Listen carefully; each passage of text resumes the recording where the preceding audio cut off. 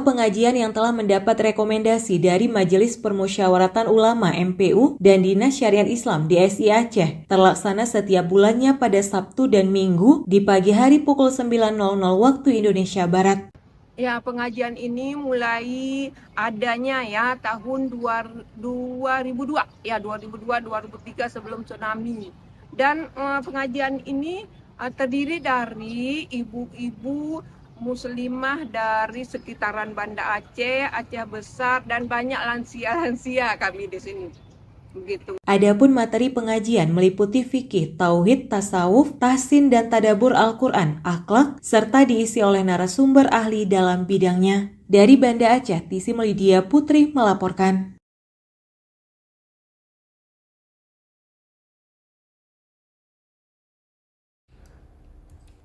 Di pasar ikan Lampulo, harga ikan saat ini terpantau relatif stabil meski terdapat perbedaan harga antara hari Sabtu dan Minggu. Selengkapnya dilaporkan Cindy Novita. Stabil, aktivitas jual beli berjalan normal dengan pasokan ikan yang masih mencukupi kebutuhan masyarakat. Pantauan RRI menunjukkan tidak terjadi lonjakan harga yang signifikan pada sejumlah jenis ikan. Pedagang menyebut kondisi ini memberi kepastian bagi pembeli, terutama rumah tangga dan pelaku usaha kuliner. Bustamam, salah seorang pedagang ikan, menjelaskan adanya perbedaan harga ikan antara hari Sabtu dan Minggu. Perbedaan ini dipengaruhi oleh aktivitas melaut nelayan, lantaran nelayan libur melaut pada hari Jumat. Agak beda nih, kalau kemarin ikannya kurang cantik, harga agak murah, stabil lah. Stabil aja ya? Memang pasaran negeri.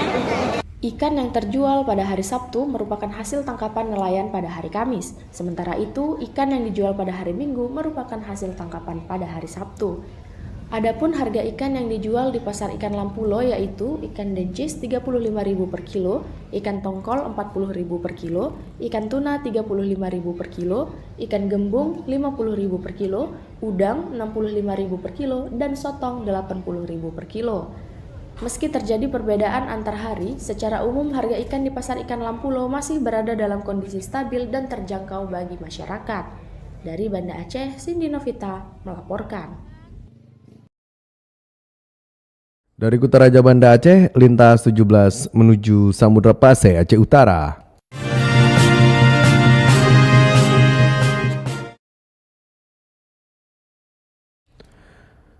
Penyaluran makan bergizi gratis atau MBG di sejumlah sekolah di Kabupaten Aceh Utara pasca banjir hingga kini belum kembali berjalan normal. Berikut Maimun Akbar melaporkan.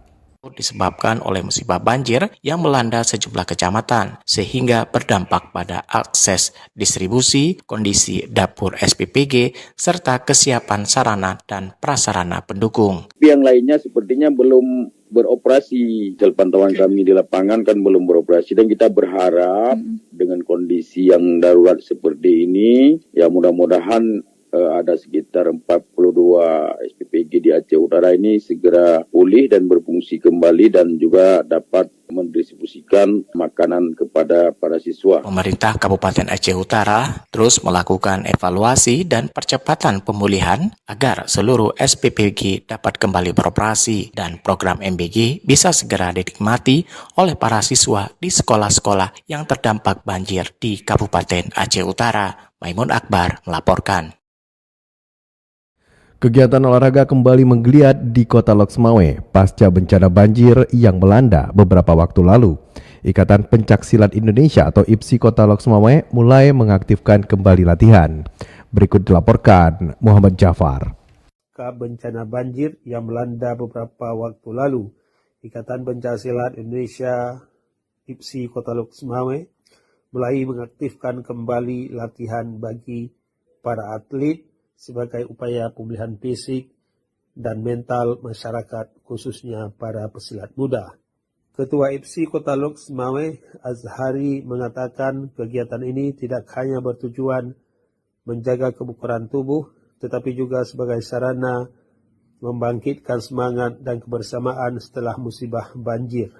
Untuk sementara ini latihannya untuk IPSI Lok Semawe itu berjalan bisa dikatakan kembali ke perguruan karena kondisinya itu tidak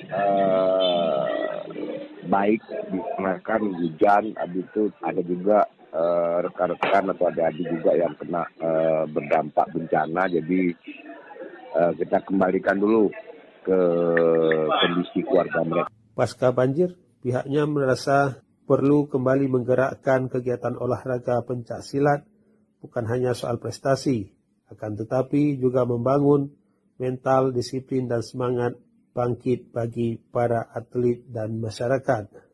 Azhari menambahkan kegiatan latihan dilakukan secara bertahap dengan menyesuaikan kondisi sarana dan prasarana pasca banjir. IPSI juga mengajak seluruh perguruan silat di bawah naungannya untuk berperan aktif dalam proses pemulihan.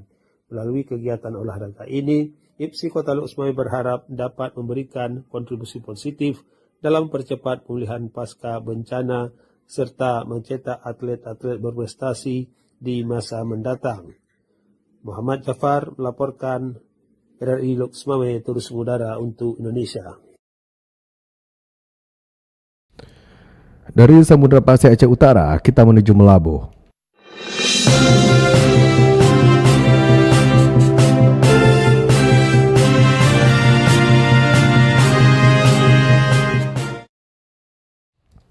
Kenaikan harga emas yang semakin tak terkendali mulai berdampak pada tatanan sosial masyarakat di Aceh Barat. Terutama yang menjadikan emas perhiasan sebagai mahar, syarat sah menikah dalam mengikat jalinan suami istri. Selengkapnya dilaporkan Tama Maulizar. Terutama yang menjadikan emas perhiasan sebagai mahar, syarat sah menikah dalam mengikat jalinan suami istri. Kementerian Agama Aceh Barat mencatat jumlah peristiwa pernikahan pada tahun 2025 hanya 1.002 pasangan. Angka ini mengalami penurunan cukup signifikan dibanding peristiwa pernikahan tahun 2024 yang mencapai 1.123 pasangan. Kepala Kantor Kementerian Agama Aceh Barat Abrar Zim menyebut salah satu pemicu turunnya jumlah pasangan menikah tercatat resmi di Kantor Urusan Agama atau KUA adalah karena kenaikan harga emas perhiasan. Bahkan ada calon pasangan setelah tunangan terpaksa batal menikah karena tak menyanggupi mahar nikah yang awalnya telah disepakati kedua belah pihak.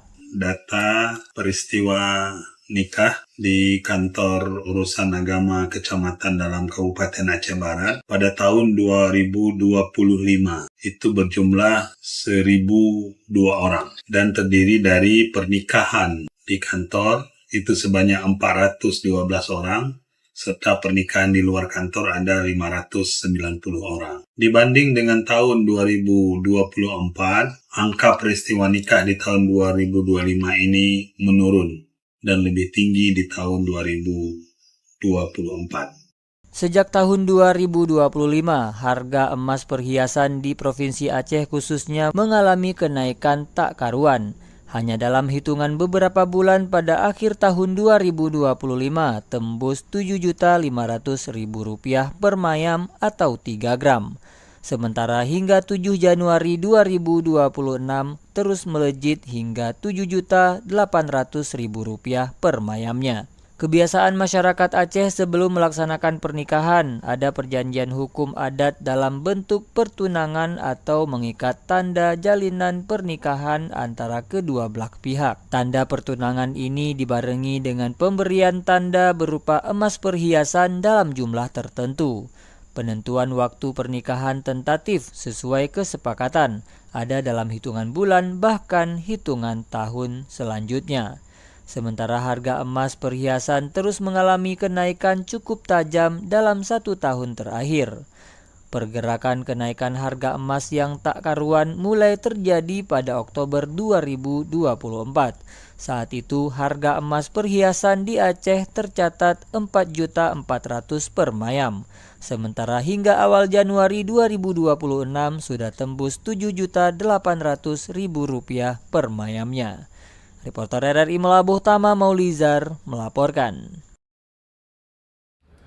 Satpol PP Aceh Barat menertibkan sejumlah ASN yang nongkrong di warung kopi pada jam kerja. Selengkapnya dilaporkan Arif Rizalul.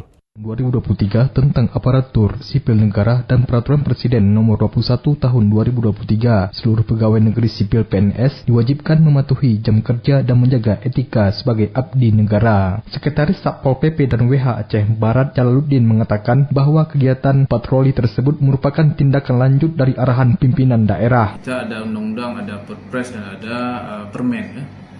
Sesuai dengan Undang-Undang Nomor 20 tahun 2023 tentang ASN dan Peraturan Presiden Nomor 21 tahun 2023 itu kepada PNS untuk melaksanakan disiplin kerja. Jadi tidak boleh sebagaimana yang dihimbau oleh Bupati menyerukan bahwa ASN di Aceh Barat ini tidak boleh duduk di warung kopi pada saat jam kerja. Jadi kalau kita duduk di warung kopi pada saat jam kerja, apalagi dengan pakaian dinas, ini bisa mencoreng nama baik ASN itu sendiri, ASN Aceh Barat. Jadi oleh karena itu, kami dari Satpol PP tetap melaksanakan tugas di samping arahan pimpinan dan sudah menjadi kewajiban kami untuk menegakkan disiplin ASN di Aceh Barat. Sebab patroli tersebut menyasar sejumlah warung kopi yang kerap menjadi tempat kumpul ASN pada jam kerja, yang menambahkan aparatur sipil negara atau ASN yang kedapatan melanggar akan dikenakan sanksi sesuai ketentuan hukum yang berlaku, mulai dari sanksi ringan, sanksi sedang hingga sanksi berat dengan adanya penegakan disiplin tersebut sehingga kinerja ASN semakin meningkat serta pelayanan kepada masyarakat dapat berjalan secara optimal dan profesional. Reporter RRI Melabuh, Arif Rizalul melaporkan. Dari Melabuh, Lintas 17 bergerak menuju dataran tinggi Tanah Gayo.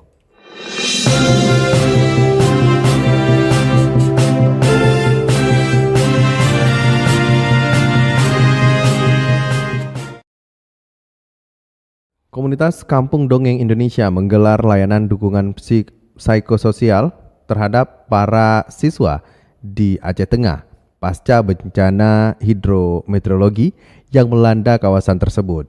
Laporan Fitra Jayadi, RRI. Menggelar kegiatan trauma healing di sejumlah sekolah di Aceh Tengah pasca bencana hidrometeorologi yang melanda wilayah tersebut. Kegiatan ini menyasar anak-anak terdampak banjir dan longsor untuk membantu memulihkan kondisi psikologis mereka.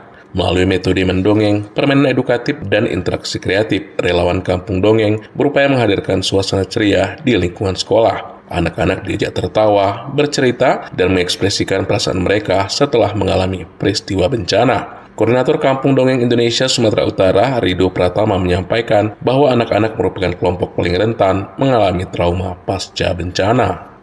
Melakukan kegiatan yang namanya layanan dukungan sosial, ya di mana kegiatan ini kita selama 20 hari bersama anak-anak ini kita akan melakukan upaya pemulihan mental dan psikis anak-anak dengan mendongeng, terus kita berkreativitas, ada permainan-permainan edukatif, dan tentunya ini merupakan pembangunan yang membuat bonding ke anak-anak yang ada di sini, sehingga anak-anak di sini keceriaannya mulai kembali, karena kita tahu pasca 1 bulan lebih dari bencana ini nggak mudah mengembalikan apa yang terjadi, apalagi melihat beberapa hari belakangan ini lokasi yang berada di sekitaran Danau Tawar ini masih saja ada longsor susulan.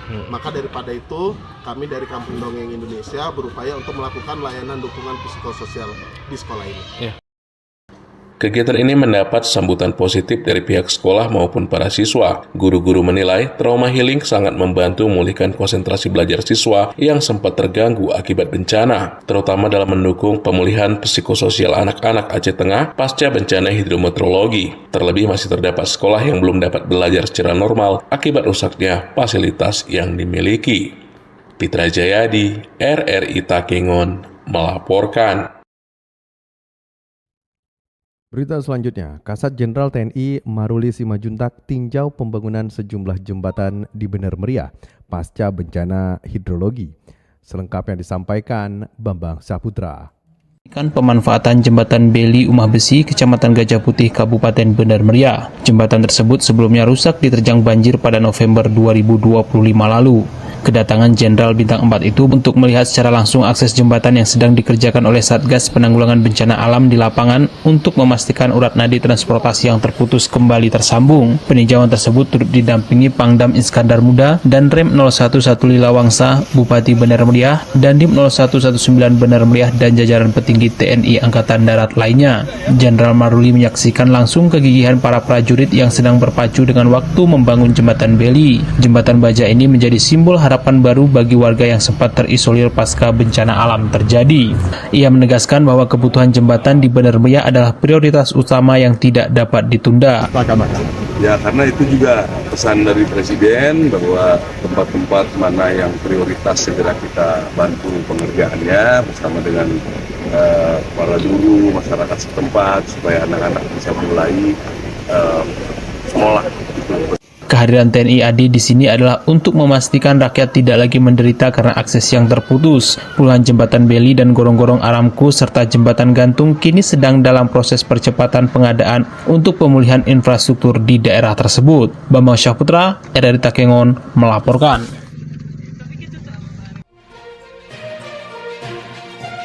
Anda sedang mendengarkan Lintas 17 dari Korwil 17 Banda Aceh.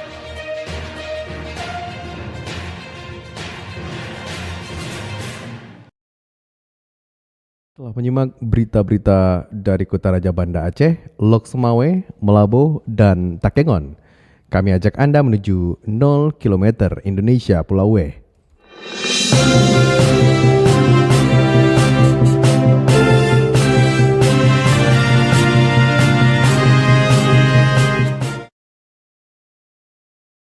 Pesona Laut Sabang terus memikat wisatawan melalui berbagai atraksi wisata bahari. Salah satunya adalah Dolphin Trip, yaitu wisata menyaksikan lumba-lumba di habitat alaminya yang telah mengharumkan nama Sabang lewat rekor muri di tingkat nasional. Selengkapnya dilaporkan Irza Maulana. Pesona Laut Sabang kian memikat dan terus menawarkan beragam atraksi wisata bahari yang menarik minat wisatawan. Salah satu atraksi yang kini menjadi primadona dan terus diburu adalah Dolphin Trip atau perjalanan melihat lumba-lumba di habitat aslinya. Atraksi melihat lumba-lumba di alam liar ini bahkan telah mengharumkan nama Sabang di tingkat nasional melalui penghargaan dari Museum Rekor Indonesia. Salah seorang pemandu wisata, Suhelmi, mengatakan daya tarik utama wisata lumba-lumba di Sabang adalah keberadaan lumba-lumba yang muncul sepanjang tahun. Hal inilah yang membuat Sabang meraih penghargaan dari MURI pada tahun 2023 sebagai habitat lumba-lumba terbanyak di Indonesia. Ia menjelaskan atraksi wisata dolphin di Sabang sejatinya telah dimulai sejak tahun 1992. Namun situasi konflik Aceh pada masa itu berdampak pada menurunnya kunjungan wisatawan sehingga aktivitas wisata tersebut sempat berhenti dalam waktu cukup lama. Atraksi bahari ini kemudian kembali dihidupkan pada tahun 2018 dan mulai menunjukkan perkembangan pasca pandemi COVID-19 pada tahun 2020. Kita memulai kegiatan pariwisata dolphin ini sejak tahun 2020 setelah COVID. Nah, jadi setelah itu kita mulai beranjak dan alhamdulillah pada tahun 2023 kita mendapatkan rekor muri sebagai habitat lumba-lumba terbanyak di Indonesia. Nah, untuk sekarang wisatawan perharinya bisa mencapai 50 sampai 60 orang per hari. Nah, alhamdulillah bisa menunjang perekonomian masyarakat.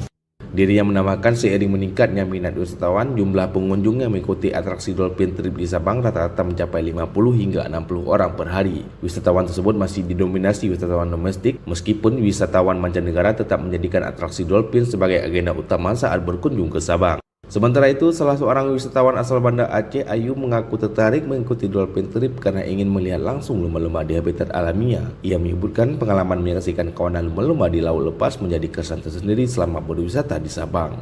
Yang mau ingin ke Sabang, jangan lupa datang ke sini ya. Ini bagus banget loh, pemandangannya itu kayak surganya dunia, tahu?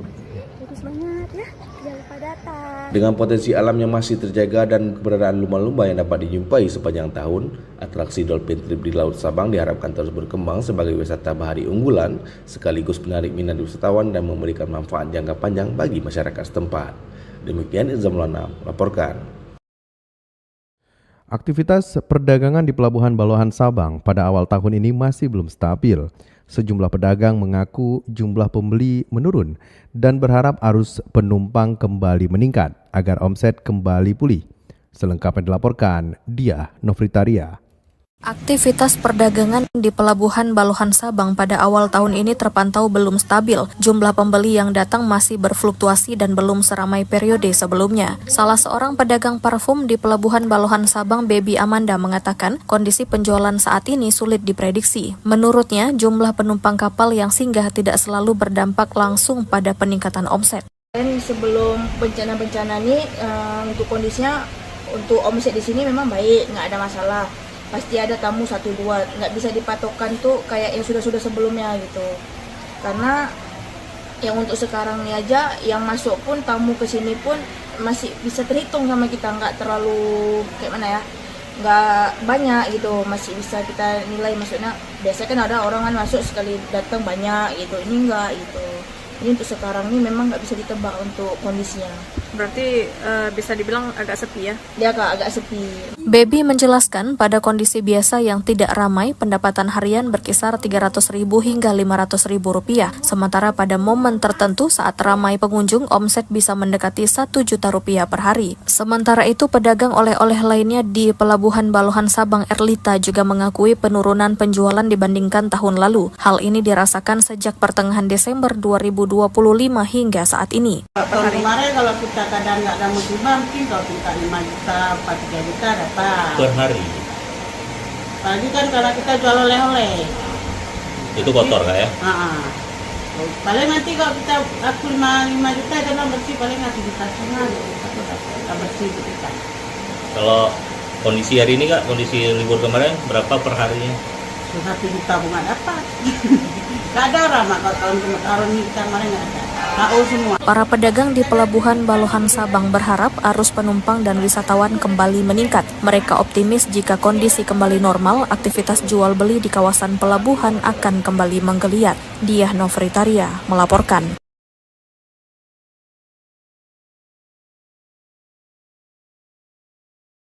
Dari 0 km Indonesia Sabang, lintas 17 bergerak menuju kawasan Bumi Syekh Abdul Rauf Asingkili.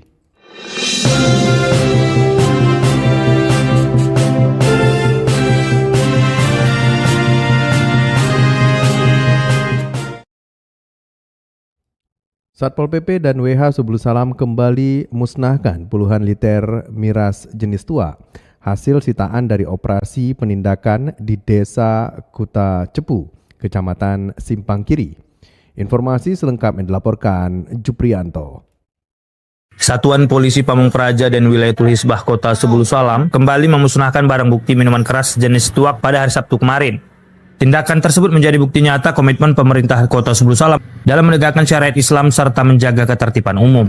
Seluruh minuman memabukkan tersebut dimusnahkan merupakan hasil sitaan dari operasi penindakan yang digelar tim gabungan pada Rabu malam lalu. Petugas berhasil mengamankan puluhan liter tuak dari 2 rumah warga di kawasan Desa Kuta Cepu, Kecamatan Simpang Kiri. Kepala Satpol PP dan WH Kota Subul Salam Abdul Malik memimpin langsung proses pemusnahan tersebut di halaman markas Komando Satpol PP Kota Subul Salam. Cairan haram tersebut dituangkan ke parit pembuangan limbah guna memastikan barang bukti tidak disalahgunakan kembali. Dalam keterangannya, Abdul Malik menegaskan bahwa pemusnahan tersebut adalah tindak lanjut tegas untuk memastikan Kota Subul Salam bersih dari segala bentuk kemaksiatan. Ia berkomitmen untuk terus memberantas penyakit masyarakat yang dinilai merusak moral generasi muda. Yang kemarin-kemarin masih menyediakan lapak ataupun penjualan tua, harapan kami ke depannya, mari sama-sama kita tinggalkan, kita jaga nama baik Kota Subul Salam ini. Mengingat sekarang banyaknya peredaran oleh tua ini, di mana dampaknya sama-sama kita tahu baru-baru ini sudah terjadi ada kerusuhan ataupun pertengkaran, salah satunya indikasinya akibat daripada minum-minuman keras ini. Harapan kita kepada masyarakat kami sampaikan, jangan ada lagi untuk melaksanakan penjualan tua, baik penyediaan tempat ataupun pengedar. Selain operasi rutin, pihak otoritas juga meminta partisipatif aktif dari seluruh lapisan warga. Masyarakat diimbau segera melapor jika menemukan aktivitas peredaran miras di lingkungan Kota Subul Salam. Terkait para pemilik barang bukti, Satpol PP dan WH memastikan proses hukum akan terus berjalan sesuai ketentuan kanun jinayat. Langkah itu diambil demi tegaknya supremasi hukum Islam dan memberikan efek jerah bagi para pelaku pelanggaran. Demikian, Juprianto melaporkan. Sebesar 55 miliar rupiah dana desa Aceh Singkil dipangkas. Selengkapnya dilaporkan Salhin Barus. Dinas Pemberdayaan Masyarakat dan Kampung DPMK Kabupaten Aceh Singkil Aceh mencatat alokasi dana desa tahun anggaran 2026 diprediksikan berkurang hingga mencapai sekitar 55 miliar lebih. Pengurangan dana desa tersebut diketahui berdasarkan melalui aplikasi Sistem Informasi Keuangan Daerah atau SIKD. PLT Kepala Dinas Pemberdayaan Masyarakat dan Kampung Aceh Singkil, Riki Yodiska menjelaskan, jika melihat besaran alokasi dana desa berdasarkan aplikasi SIKD tersebut, anggaran dana desa untuk wilayah Kabupaten Aceh Singkil Aceh tahun ini hanya terdapat sekitar sebesar 37 miliar lebih jika dibandingkan dengan anggaran tahun 2025 yang lalu yang mencapai 93 miliar lebih.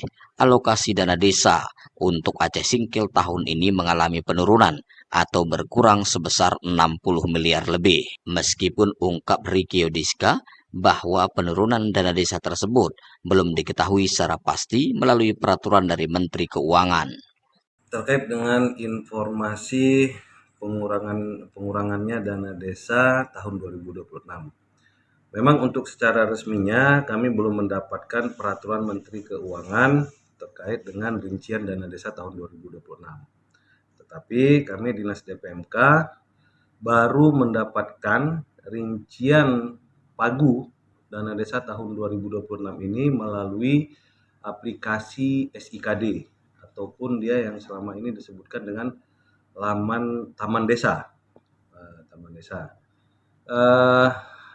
Pada rincian tersebut memang betul terdapat pengurangan yang sangat signifikan dari pagu tahun 2025 apabila kita bandingkan dengan di tahun 2026 ini. Tapi namun semua itu secara resminya kita nantikan peraturan Menteri Keuangannya. Lebih lanjut, beber Riki Yodiska, dengan adanya pengurangan dana desa itu secara otomatis ke depan akan berdampak bagi anggaran pendapatan dan belanja kampung atau alokasi APBK masing-masing kampung, di mana dengan jumlah besaran anggaran desa yang akan dikurangi secara bervariasi, yakni antara 300 sampai dengan 400 juta rupiah per desa. Demikian Salihin Barus melaporkan.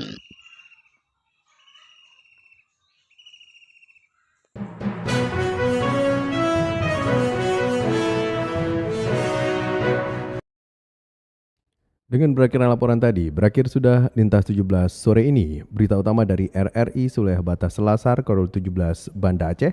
Atas perhatian Anda kami ucapkan terima kasih. Wassalamualaikum warahmatullahi wabarakatuh. Sekali di udara, tetap di udara. Demikian Lintas 17 sore ini, produksi Korwil 17 Banda Aceh.